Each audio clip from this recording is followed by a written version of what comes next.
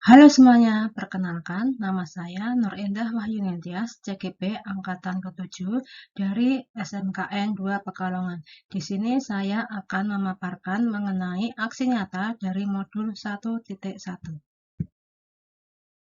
Setelah mempelajari modul 1.1, saya semakin memahami mengenai filosofi pendidikan yang diajarkan oleh Ki Hajar Dewantara. Salah satunya yaitu bahwa pendidikan harus diselaraskan dengan kodrat alam dan kodrat zaman sang anak. Saya merasa senang dan beruntung karena dapat mengikuti pendidikan calon guru penggerak. Namun, setelah mempelajari modul 1.1, saya merasakan bahwa apa yang saya lakukan selama ini dalam menjadi guru belum sepenuhnya sesuai filosofi dari Ki Hajar Dewantara. Sebelum saya mempelajari filosofi Ki Hajar Dewantara, saya berpikiran bahwa siswa merasa senang dan nyaman-nyaman saja dengan metode pembelajaran yang saya gunakan selama ini. Dan saya merasa tidak perlu untuk menyelaraskan pembelajaran dengan kodrat zaman dan kodrat alam anak.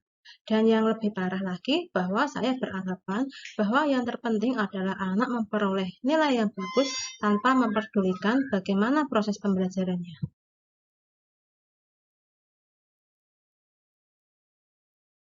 Oleh karena itu, saya akan mengubah model dan metode pembelajaran saya di kelas, dan saya akan lebih berorientasi pada proses belajar siswa daripada nilai akhir yang diperoleh oleh siswa. Berdasarkan permasalahan tersebut, saya melakukan aksi nyata di kelas saya. Kegiatan yang saya lakukan di kelas sebagai wujud pelaksanaan aksi nyata adalah yang pertama, mendampingi siswa di dalam melakukan literasi. Yang kedua, mengenalkan siswa dengan teknologi terkini. Sebelum memulai aksi nyata, saya melakukan perencanaan, yaitu yang pertama mempersiapkan perangkat pembelajaran, dan yang kedua sharing dengan teman sejawat. Hal ini sangat penting agar ketika pelaksanaan aksi nyata itu berjalan dengan lancar. Yang pertama saya lakukan adalah mendampingi siswa untuk melakukan literasi digital. Siswa bisa melakukan literasi dengan menggunakan handphone yang mereka miliki. Siswa diajak untuk membaca berita-berita terkini secara digital agar mereka mengetahui perkembangan di lingkungan sekitarnya. Karena saya melihat bahwa biasanya siswa kurang peduli dengan keadaan yang terjadi di lingkungan sekitar mereka. Kegiatan kedua yang saya lakukan adalah saya bersama dengan siswa membuat video pembelajaran.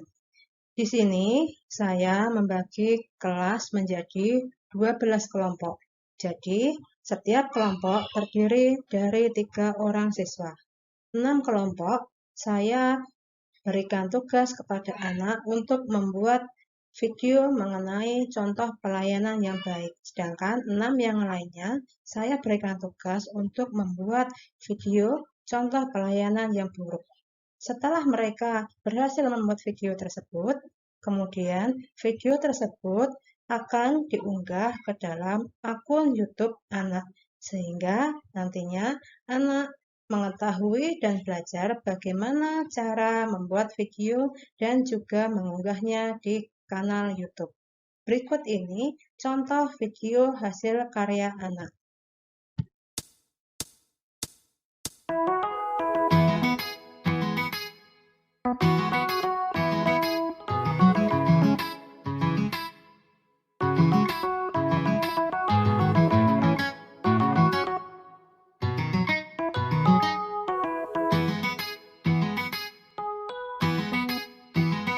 Memories follow me left and right. I can feel you over here, I can feel you over here. You take up every corner of my mind. What you gonna do now? Ever since the day you went away, don't know how to erase your body from my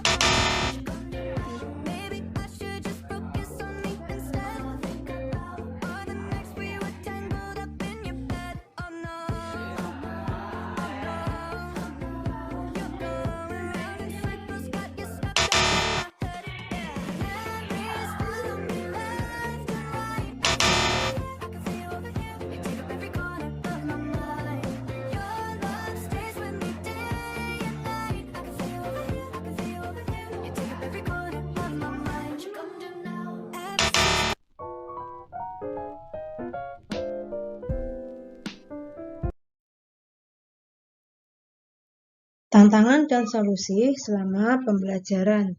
Yang pertama, tantangan pada waktu melakukan literasi digital, yaitu ada siswa yang malas untuk melakukan kegiatan literasi. Solusinya yaitu dengan melakukan pendekatan kepada anak dan memberikan motivasi agar dia mau melakukan kegiatan literasi.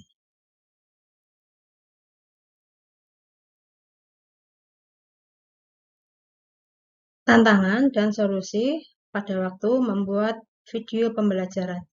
Tantangan pada waktu anak membuat video pembelajaran adalah ada anak yang malas atau bahkan tidak mau untuk melakukan tugas tersebut. Solusinya yaitu dengan mencari tahu penyebab dari alasan tersebut dan kemudian menyelesaikannya.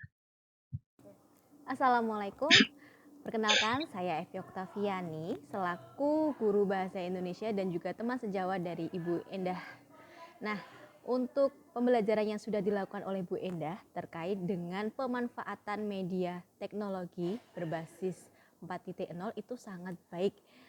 Bu Endah itu bagus sekali, beliau tidak mau ketinggalan dengan murid-murid yang kekinian. Nah, dengan dibuatnya atau dengan membuat sebuah video kemudian diupload ke dalam media sosial YouTube itu sangat inovatif sekali dan juga memberikan kesan agar peserta didik mampu menyelesaikan masalah dengan baik dan juga tentunya mampu beradaptasi dengan dunia teknologi sehingga pembelajaran yang dilakukan oleh Ibu Endah itu sudah sangat baik dan juga sudah kekinian. Terima kasih.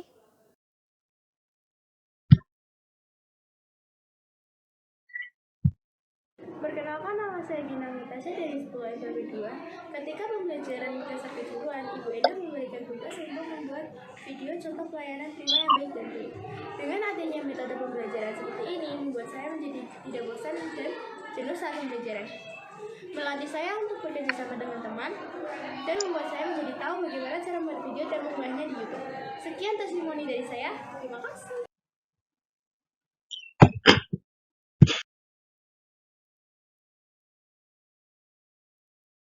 Demikian pemaparan yang bisa saya sampaikan terkait dengan aksi nyata dari modul 1.1.